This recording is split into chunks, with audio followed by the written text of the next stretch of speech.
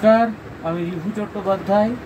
পালকের ব্যাপারে বলতে গেলে প্রথমেই বলতে হয় পালকের সঙ্গে আমার সম্পর্ক 2022 সালে, সেই সময় থেকে 2022 সালের নভেম্বর মাসে পালকের প্রকাশনী সংস্থায় আমি আমার প্রথম ছোট গল্প সংকলন পাঠাই পাণ্ডুলিপি আকারে। পরবর্তীকালে সেই পাণ্ডুলিপিটি মনোনীত হয় এবং পালকের কর্ণধার রঞ্জনবাবু আমাকে জানান যে বইটি আমরা পড়তে চলেছি।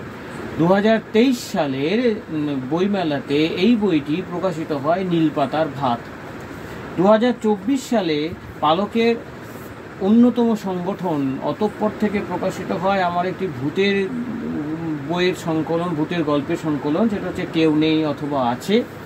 এবং এই বছর অর্থাৎ 2025 সালে প্রকাশিত হয় আমার একটি রহস্য উপন্যাস সাদা চক কালো চোখ। এখন পালকের ব্যাপারে বলতে গেলে প্রথমেই বলতে হয় যে কোনো বইয়ের প্রথম থেকে শেষ পর্যন্ত এর গুণমান এক কথায় অনবদ্য। যদি প্রচ্ছদের থেকে হয়, প্রচ্ছদ, পাতার গুণমান, প্রিন্টিং কোয়ালিটি প্রত্যেকটি এক কথায় অনবদ্য। এই মুহূর্তে আমি আরও 4-5টি সংগঠনের বা 4-5টি পাবলিশারের সঙ্গে যুক্ত। তারাও আমার বই প্রকাশ করেছেন, প্রত্যেকে নিজে নিজে জায়গায় ভালো কাজ করেন, কোনো সন্দেহ নেই। কিন্তু অন্যদের থেকে পালক আলাদা, তার কারণ হচ্ছে পালকের শুধুমাত্র বই প্রকাশ করেই সীমাবদ্ধ নয়। পালক রেগুলার ইন্টারভ্যালে বইয়ের যেভাবে বিপণন বিজ্ঞাপন করে তোলে সেটা পাঠকের কাছে এবং যেভাবে বইটিকে পৌঁছে দেওয়ার ব্যবস্থা করে সেটিও এক কথায় অনবদ্য। আপনারা যদি সামাজিক